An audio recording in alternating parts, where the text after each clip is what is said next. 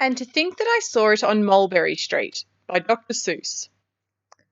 When I leave home to walk to school, my dad always says to me, Marco, keep your eyelids up and see what you can see.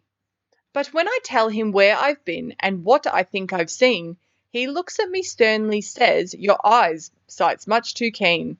Stop telling such outlandish tales. Stop turning minnows into whales. Now, what can I say when I get home today? All the long way to school and all the way back, I've looked and I've kept careful track. But all that I've noticed, except my own feet, was a horse and a wagon on Mulberry Street. That's nothing to tell of, that won't do, of course. Just a broken down wagon that's drawn by a horse. That can't be my story, that's only a start. I'll say that a zebra was pulling the cart. And that is a story that no one can beat when I say that I saw it on Mulberry Street. Yes, the zebra is fine, but I think it's a shame. Such a marvellous beast with a cart that's so tame.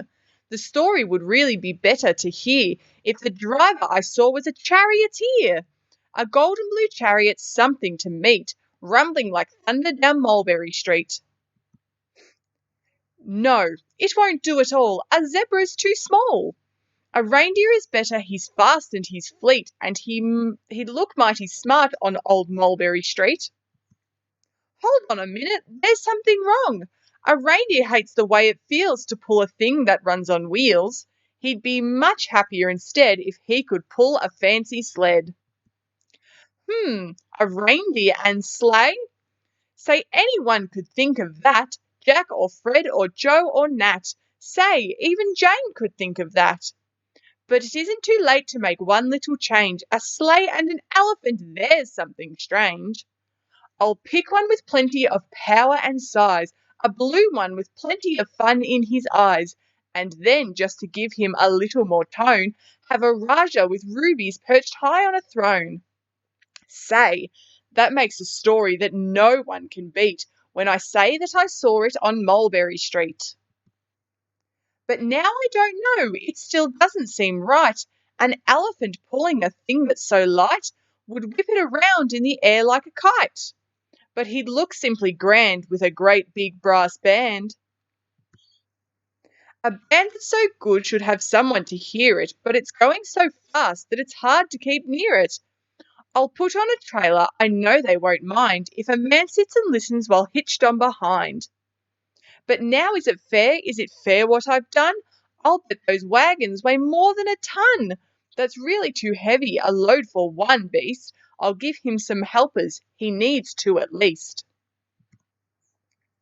But now what worries me is this, Mulberry Street runs into bliss. Unless there's something I can fix up, there'll be an awful traffic mix-up.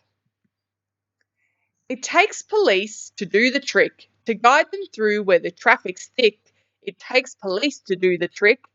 They'll never crash now, they'll race at top speed, with Sergeant Mulvaney himself in the lead. The mayor is there and he thinks it is grand, and he raises his hat as they dash by the stand. The mayor is there and the aldermen too, all waving big banners of red, white, and blue. And that is the story that no one can beat when I say that I saw it on Mulberry Street. With a roar of its motor, an aeroplane appears and dumps out confetti while everyone cheers. And that makes a story that's really not bad, but it still could be better, I suppose that I add. A Chinaman who eats with sticks, a big magician doing tricks, a 10-foot beard that needs a comb. No more time, I'm almost home. I swung round the corner and dashed through the gate. I ran up the steps and I felt simply great, for I had a story that no one could beat, and to think that I saw it on Mulberry Street. But Dad said quite calmly, just draw up your stool and tell me the sights on the way home from school. There was so much to tell I just couldn't begin. Dad looked at me sharply and pulled at his chin. He frowned at me sternly from there in his seat. Was there nothing to look at? No people to greet? Did nothing excite you or make your heart beat? Nothing, I said, growing red as a beet. but a plain horse and wagon on Mulberry Street.